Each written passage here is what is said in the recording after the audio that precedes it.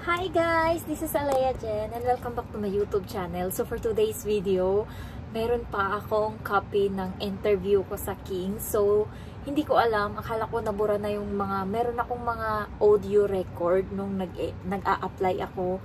And hindi ko lang na-audiohan yung interview ko sa Light and Hope. Pero gustong gusto ko talaga yun. Kaso nga lang is wala kaming bag pagpasok sa room kung saan nandun yung agency sa Hong Kong or yung broker's interview. So wala akong dalang bag and also nakapantalon ako. Kitang-kita talaga, gusto ko ngang itago sa bra ko pero fitted yung damit ko kaya hindi ko talaga ma-interviewhan, ma-videohan or ma-audiohan, pero gusto ko sana i-record yun.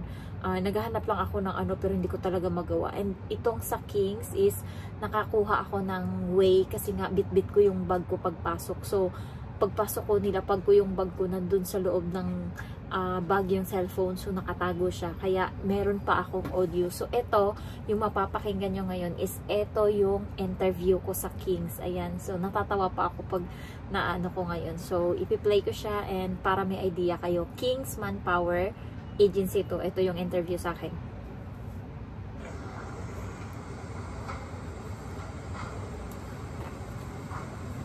So Genevieve is single? Yes, ma'am. Okay.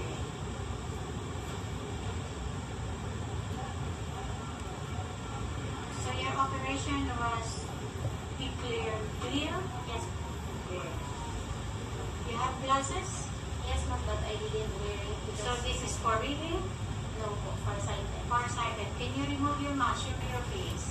Show me your teeth. What is that? A hole? Yeah. Okay. Yes, mama. Okay. So do not answer yeah. You understand? Yes, ma'am.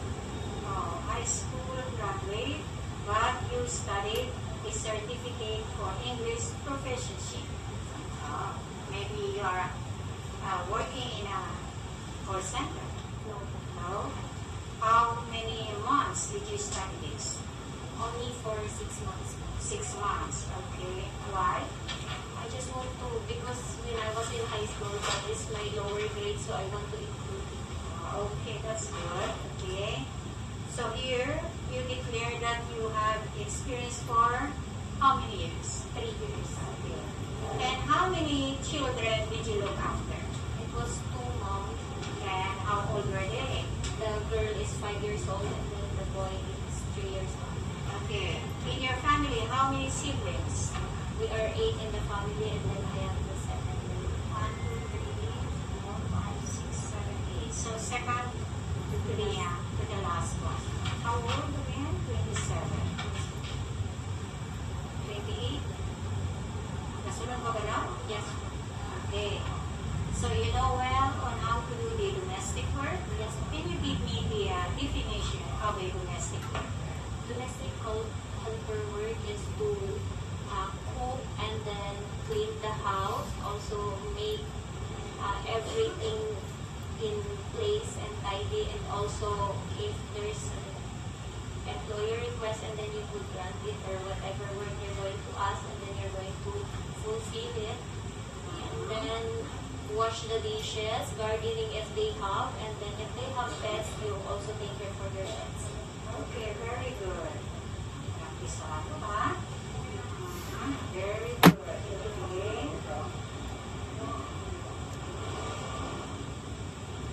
Okay. Ganun lang. Sa tayo. And just wait. Kasi, uwian na.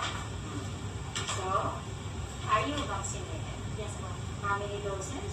2 doses and then I have 1 booster shot. So, you like to take care of children at home, right? Yes, ma'am.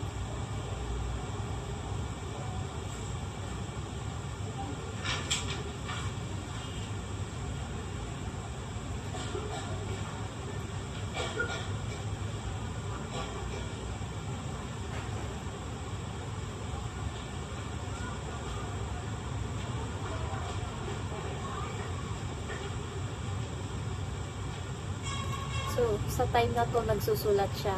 Nagno-note siya na nakapasa ako.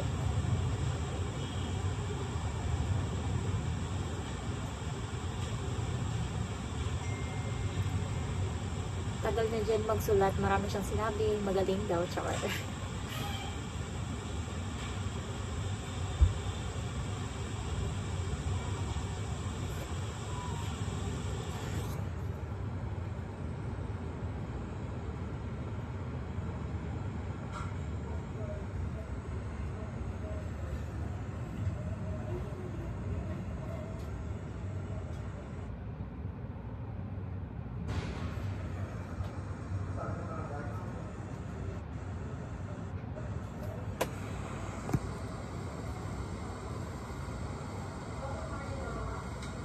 Thank you. Thank you. Next is Marites. So, doon na natatapos yung interview sa akin. Sa Kings, madali lang. Yung parang Chinese siya na babae, pero nagtatagalog yung mag-e-interview sa inyo. And mostly pasado doon, pero mahirap lang makakuha ng employer doon kasi nga sa sobrang dami araw-araw, iba yung schedule sa umaga, sa hapon. And ang dami-daming pagpipilian ng employer ng mga helper. Kaya suntok sa buwan kapag nakakuha ka doon. Ako nakakuha ako ng employer doon, pero nagantay ako ng 1 month. Pero nireject ko rin yung employer na yun. Pinili ko yung employer ng Light and Hope kasi mas doon ako komportable and doon yung instinct ko. Ayan, so madali lang yung ano nila, pero marami silang ipapasa ulo sa'yo. Tatanungin pa nila kung ano nga ba yung domestic helper, kung alam mo ba kung anong trabaho ng domestic helper. Dapat confident ka, katulad sa akin. So, i-enhance ko na lang yung audio neto para marinig nyo ng maigi. Pero natutuwa ako kasi meron pa pala ako dito sa cellphone. And ito yung orientation sa akin netong Kings nung time na yon. So, After nyan, magpipitis din kayo hanggang sa ngayon, meron ka learning. And then, after lang naman yun, so for example, after nya yung pitos, dumating na yung kontrata, makakabawas yung mga lang kayo pagka dumating na yung kontrata. Habang wala pang kontrata, hindi muna kayo magawa. So for example, dumating na yung kontrata, magawa na ng 3 days, nagawa sila dyan ngayon. Hindi kasi paalis na sila dahil may kontrata na din. So, for example, natapos ko na lahat, sasabit na namin sa PO yung documents ninyo for your OBC. Overseas Employment Certificate na kukuha natin yun sa POEA. Ang requirement nun, yung PESTA Certificate of Legal, nakawa certificate kasama yung visa at kontrata. At required ng government natin, ating magsupay ng face mask. Record ng government natin na lahat ng FW na dadaan sa POE dapat mag-contribute sa pag-ibig ng 300 pesos. Hindi kami yun. Hindi kami yung naniningil. Ang taga-POE. So, i-ready nyo lang yun. Because for example, ready na yung isinin yung nag-advise na kami ng final medical. Sa ngayon, yung mga employer na sinasabi nyo yung final medical sa kanil. Kaya pagka may employer na ayos sa putin, kayo yung magbabayad kung ano ka yung final medical. Okay? So, for example, ready na kayo umalis, gagawin pa kayo meeting. Ginagawa pa rin yung final medical pag nabutan ng inspiration ng first medical. Kasi 3 months yung balik ito. Okay? And then, for example, ready na kayo umalis, pag may schedule na din kung kailan kayo mag-PT, pregnancy test. Kasi dapat nililagay. Tapos, dapat vaccinated din kayong lahat kasi mag-provide kayo ng vaccine certificate bago kayo makaalis. Pagdating nyo sa Hong Kong, pag nag-request ka lang si employer na pinakailangan ninyo mag-swab test, so gagawin ninyo yun, mga antigen test. Okay? Tapos, ano pa? Wala nang quarantine sa Hong Kong, so diretso na kayo sa bahay nila employer. After a week, saka kayo makapag-day off, and then after a month, saka kayo sa sound ng kung walang katas. Okay? Ganun sa Hong Kong. Any question? Dapat pala, bago umalis, shoulder level yung mga kayo. Yan yung mga shoulder level. At dapat naka-black. Ate naka-black ka, shoulder level, naka-black. Parating na yung kontrata mo. Dito mo? Ay, wait pa. Dito lang. Nagbalag pala sila ka.